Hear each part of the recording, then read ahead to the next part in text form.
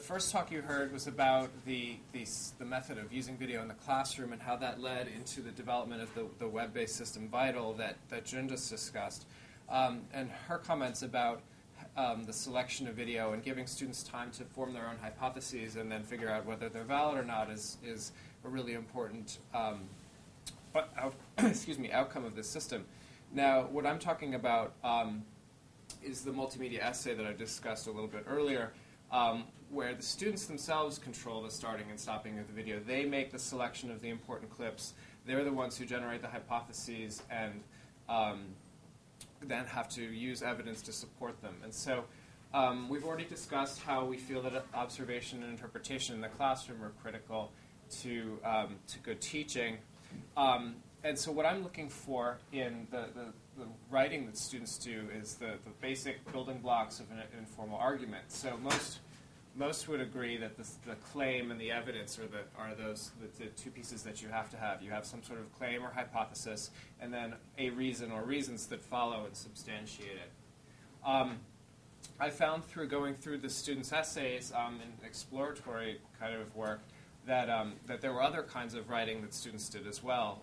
One, this is relational statements, which are specific statements that tie the evidence back to the claim. So just supplying one thing the Vital system does is it makes it easy to use the video as evidence, but to take that next step, and I think this is true in writing in general, you have to then make explicit why the evidence somehow supports or even contradicts the claim that you made.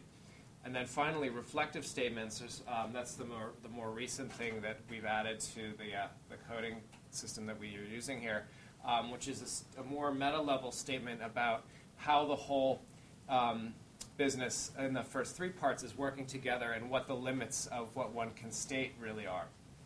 So this is a sort of intellectual humility that we like to see develop in students when they've been proved wrong enough by their experiences with the video, so that they realize that they can make a certain, there's a certain degree of surety they can have, but they may not be able to explain everything, particularly in this small controlled space here where they only see a certain number of things. We didn't know that Armando and Keith Lee had a conflict the day before and so forth. So my pilot study, I selected at random 20 students in Professor Ginsberg's Development of Mathematical Thinking course, and those students did 5 of these very short essays over the course of about 2 months. Fortunately, they were pretty short, so students had to be concise and respond very directly to a question that asked them, like I mentioned earlier, what mathematical thinking do you see in these clips, or compare two children and what they know about a particular topic. And so what I found was that, on average, students tended to make a very high number of claims and then a very high number of examples or evidence in each essay. And this is the very first one that they did. You'll note that toward the end here, they actually didn't make very many relational statements. There wasn't a lot of talk about what tied the claims to the evidence. However, by the 5th essay, and again, this is just purely counting, claims went way down. I think the students were feeling much more inhibited about what they could say in that essay, having maybe been chastised, or I would like to think that their thinking maybe got a little bit more complex. But I was very encouraged to see that the number of relational statements that connected that evidence to the claims actually went up quite a lot. I think it was 1.4 in the previous slide. Evidence stayed about the same, so they were just using more and more per claim. There were many more instances of evidence. So just to give you an example, I wanted to show you how we put all these together. So claim, evidence, relational statements, and reflective statements, counting them as one thing, but then showing what the shape of their organization is something else. So here's a particular video clip that I used in the 5th essay. We're going to do a game with bears. Okay? All right, I'm going to make a line of bears.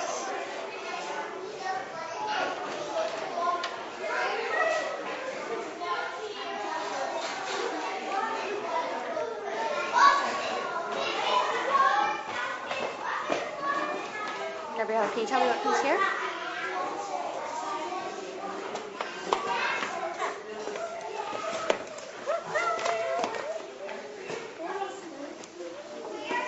Do you know what comes here? Blue. Blue? Can you put it?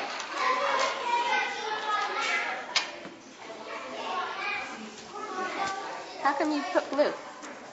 How'd you know it was blue?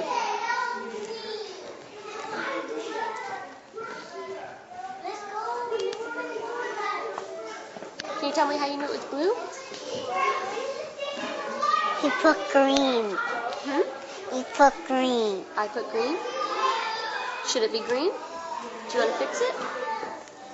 Okay, fix it.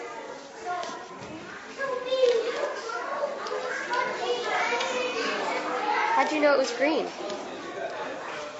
Because green needs to be together with blue. Okay, what's the next one?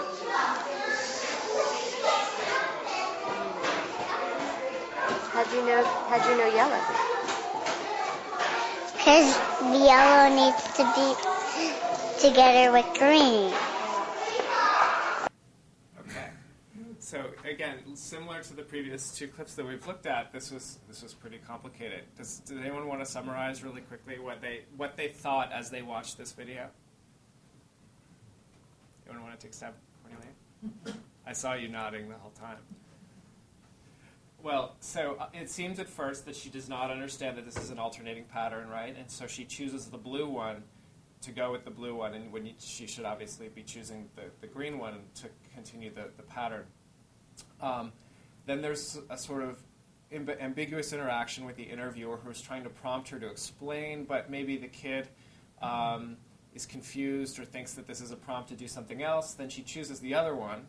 And then it seems encouraging, like maybe she actually gets this pattern. And then so the interviewer continues and asks her what goes next, I'm sure hoping for blue. And then she chooses another color altogether. So at this point, I don't know, there are a number of kind of statements you can make. So here's some examples from students' essays, what kinds of responses they've given. And what I've done is I've taken each of the categories from the first part and broken them into two levels. So there's a reasonable claim that you can say here, Gabriella contradicts what she knows about patterns throughout her interview. So, hot, cold, I'm not sure.